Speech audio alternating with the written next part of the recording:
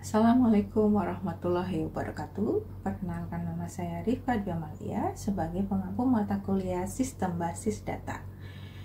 Topik pada pertemuan kelima ini adalah SQL lanjutan, yaitu SQL Complex Queries, Trigger, View, dan Skema.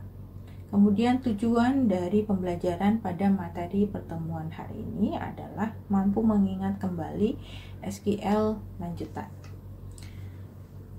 Complex queries dalam SQL merupakan query yang melibatkan beberapa operasi atau subquery untuk mengambil data dari basis data. Query kompleks biasanya menggabungkan beberapa perintah SQL seperti join, union, group by, dan having untuk melakukan manipulasi dan pengambilan data yang lebih canggih.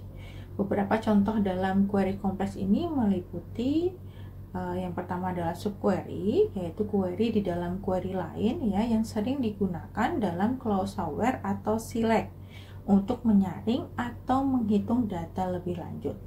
Kemudian yang kedua ada join, di mana menggabungkan data dari beberapa tabel berdasarkan kolom yang terkait.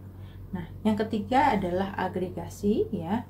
Di sini menggunakan fungsi seperti sum, average, count untuk meringkas data. Juga ada yang keempat adalah nested queries ya, di mana menggunakan satu query di dalam query lain untuk mencapai hasil tertentu. Nah, kemudian selanjutnya adalah yang disebut sebagai trigger ya dalam SQL.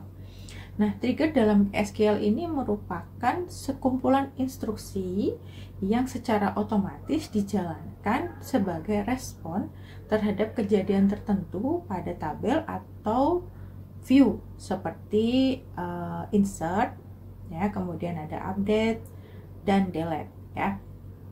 Trigger ini digunakan untuk menegakkan aturan bisnis atau memvalidasi data ya, atau menjaga jejak audit ya.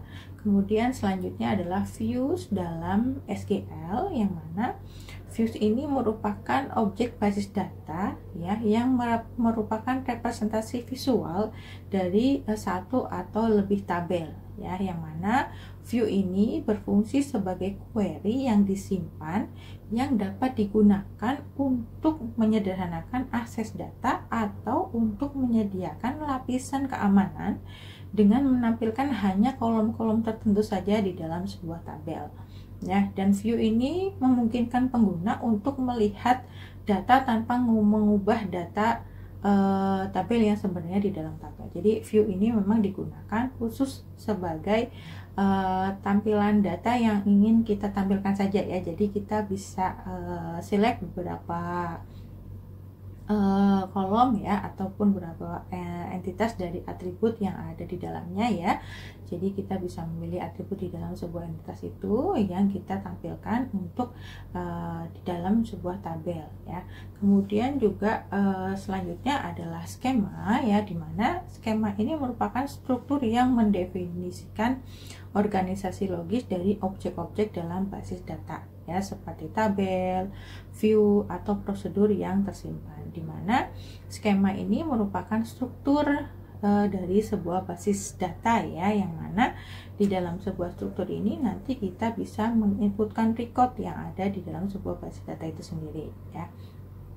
Dan skema ini memberikan cara untuk mengelompokkan dan mengatur objek-objek dalam basis data ya, serta dapat digunakan untuk mengontrol akses dan hak istimewa pengguna terhadap objek-objek tersebut ya. Skema ini seringkali berhubungan dengan nama pengguna atau aplikasi tertentu dalam sebuah basis data ya. Misalkan dalam skema basis data akademik ya, itu di dalamnya ada yang disebut sebagai entitas mahasiswa, entitas dosen, entitas mata kuliah gitu ya. Kemudian di dalam data-data tersebut ya, itu entitas tersebut nanti akan direlasikan ya, sehingga membentuk suatu ERD ya, Entity Relationship Diagram, yang kita bisa lihat atau digambarkan dalam sebuah skema yang utuh. Nah, di dalam skema akademik tadi, tentu di bawahnya ada yang disebut sebagai subskema ya, yang mana subskema ini kita bisa memilih ya data apa saja yang akan ditampilkan atau direlasikan sesuai dengan kebutuhan atau informasi yang akan kita tampilkan ya. Tentu subskema ini adalah penggambaran dari sebuah relasi ya. Relasi ini terjadi antara satu entitas dan entitas yang lain yang kita gabungkan ya sehingga membentuk informasi yang dibutuhkan. Sekian untuk materi pada pertemuan hari ini ya, pertemuan kelima ini. Untuk topik selanjutnya adalah complex queries ya, trigger, view, dan skema mengacu pada specifying constraints dan schema change statement in SQL. Sekian dari saya. Wassalamualaikum warahmatullahi wabarakatuh.